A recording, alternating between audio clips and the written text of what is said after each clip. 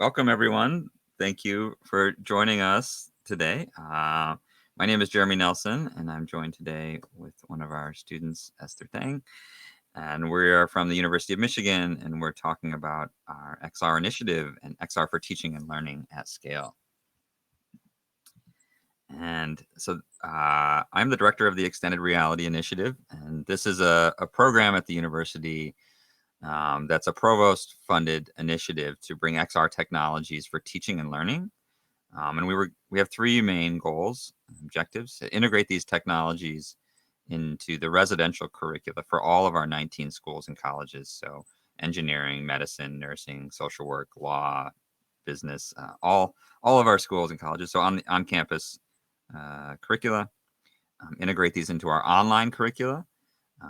And we work in the Center for Academic Innovation, which is our group that's been responsible for creating a lot of the online and digital educational experiences. So we've created over 200 massive open online courses and content pieces through Coursera and edX. And we're closing in on 1 million global learners that have taken a University of Michigan produced course. So bringing AR and VR to that space is an interesting challenge.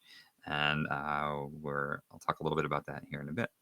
And then our third goal is to create innovative public-private partnerships. So we think a lot about what content do we build here, what companies, platforms, vendors do we partner with to bring these technologies at scale. There's a lot been happening here at the university, and I'll highlight a few experiences so far.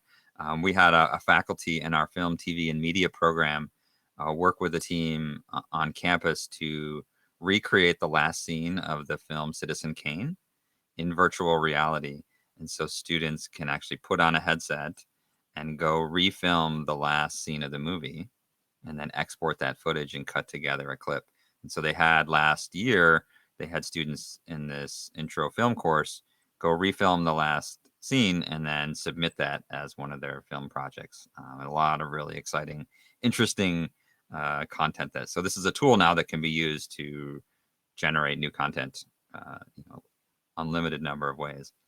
A lot happening in our medical school. Dr. Mark Cohen has been working with the HoloLens 2 and using the Microsoft platform for doing telerounding. So we have a challenge where med students have not been able to come into the hospital and get their rounds the same way they have before. So now a physician can go in to the patient room, wear the HoloLens, and the whole team can join them via Teams or Zoom and then communicate with the patient.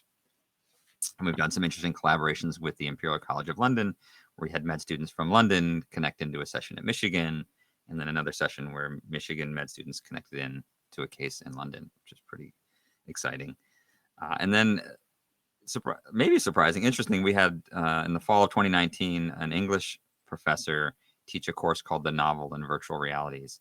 So her position was that novels were immersive technology hundreds of years ago. You just had to use your mind to imagine that. So they read short form content in novels, and then they went and experienced AR and VR content. A very interesting, exciting course. I sat in on some of that. From a curriculum standpoint, we have an XR graduate certificate. We launched in the fall of 2020, and Esther is one of our recent graduates of that, and she'll talk a little bit about that in a second. But any student in a master's program can take an additional 12 credits in courses specializing in XR, work on a capstone project, an internship. And right now, 12 of the 19 schools offer some course in this specialization. And then on the Coursera platform, we've created an XR for everybody open course to anybody in the world that wants to take it for free, focusing on the knowing, doing, and shaping the future of XR. And you can pay to earn a certificate for that as well. So that's available on Coursera today. And Esther, I'll turn it over to you now to talk about your experience. Yeah, thank you, Jeremy. So again, I'm Esther, a second-year master's student in UX Research and Design under the Information School. And I'm also the first XR graduate certificate cohort. So yeah, when I first saw the email about this XR grad certificate program, yeah, I don't even hesitate to apply because I thought XR was super cool since like a long time ago. and I just wanted to get my foot in the XR world, and this is the perfect opportunity for some fun projects. And yeah, as I thought, I did get to take a lot of fun classes outside of my school, but I've also been much more. Like, I would also believe that it helped me get my part-time job as an XR design fellow, which I'll talk about later. And I've listed some of the classes I've taken on the slides and a little bit of projects I've done for them on screen. So yeah, in these classes, we're taught a range of materials from like conceptual knowledge to exploration of different tools and practicing our designs for these XR worlds. And we've also given the opportunities to just explore tools and create things. And one class I really want to point out is Education 617. Since there's less like tangible work to show, this class still provide a lot of value by like striking up in-depth conversations and discussions. And we explore topics like social identities in VR, learning affordances, and potential issues for the future. And yeah, this is also the only class we all got to rent out an Oculus Quest 1 to experience VR motion sickness. No, but really we got to explore a lot of different like social platforms and uh host our class in there, so it's pretty fun. And so this was an all virtual course this semester, right? So how would you compare those social VR experiences to some of the other online remote courses you've taken? It's definitely more immersive, and you're kind of forced to pay attention because you don't have any distractions on you around you. No phone, no other tabs on your laptop. And since you're speaking to a person more face to face, you will want to like talk to them, or else it feels a little awkward, just like in real life. So yeah, more Cool. immersive. That's awesome. Yeah, and as an XR Design Fellow under the XR Initiative at Center for Academic Innovations, I design VR experiences, user interface, perform user testings, and a lot more, all while collaborating with our developers and 3D artists. And yes, we also get to see each other's pets in Zoom meetings. Um, yeah, so during my time here, I've mainly worked on this VR physics lab project to help students explore and experiment with physics of motion and gravity. And I also help test our projects like Under the Skin, which is a chemotherapy simulation for nursing students. And yeah, with like the testings, I help figure out usability and development issues, and this is all done in Oculus. And yeah, a lot more like the AR filter you see on the slide. And pretty much what makes this job like super fun is that I don't only wear the XR Design Fellow hat. I work where help is needed, and I'm just really happy that my skills are helpful in the department. And on top of that, I've built and practiced new skills here.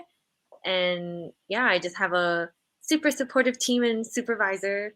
And it's just a little unfortunate that I've never seen anyone in real life except for Jeremy, kind Yep. of. Yeah, to But hand you the Oculus. yeah, but all's been well, and I hope I can bring XR into my future workplace somehow, or work directly in the field in the future. Great, thanks. It was great to have you part of the team this last year, Esther. It's been great. So one of the ways we focus effort on in our initiative is to fund projects for faculty. So faculty pitch us on ideas of how they would want to use XR in their classroom. And so we set out a seed fund approach where we had funding that we provided to faculty either through real dollars or in-kind support. And so we done 2 rounds of funding over the last 2 years, and we've received over 30 proposals from all across the college, the university, and broken down by engineering, architecture, liberal arts, medicine, nursing, dentistry, information, law, music, environment and sustainability and social work. And so while we haven't been able to fund all of those, we have funded 22 of them from 11 of our schools. So in 18 months, we're very excited about the level of interest and engagement from across the institution. I just want to highlight a couple of the projects in the first round. These are more VR projects. So we wanted to create some processes and structure internally. So we have repeatable design and development methodologies where we do discovery, pre-production, production, post-production. We do 2-week development sprints. We use Jira and source control and status reports. And so while it allows us to be more effective and efficient in our work, it then allows us to hire students into our team to teach them these skills and help us scale out. And so the 4 I want to highlight here is the chemotherapy simulation that Esther mentioned. It's for nursing students to understand how what happens to the chemotherapy once it's inserted, if it's inserted improperly. A VR physics lab for the physics department to replace the in-person lab or supplement it. Construction architecture project for the College of Architecture, where students learn about materials like steel and concrete and glass and wood. They learn that in a lecture, and then they can go into VR and do design challenges and experiments in a full 3D one-to-one world. And then we have a nuclear reactor on campus. It's been decommissioned, but we're recreating that in VR to run simulations and do things you couldn't do when we had a real reactor, like go into the core and see what happens with the control rods when you shut it down, because you would die if you did that in life. So we don't want that.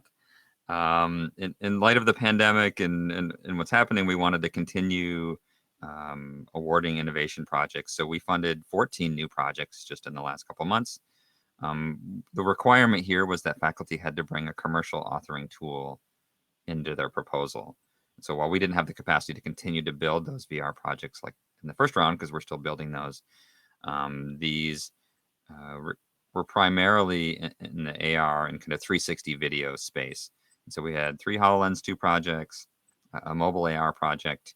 I know those numbers don't add up to 14. One of the projects is HoloLens and 360. And so the 360 projects are focused around skill development, having difficult conversations, exploring nature, Korean language studies. So we're trying to create a process there where we help faculty go through their learning goals and objectives, helping set the script and storyboard, determining their actors and filming locations, and then capturing that footage, and then bring it into a commercial tool that allows them to create digital interactions on top of the video to create a learning experience. Yeah, and that's just a quick highlight. I see a couple questions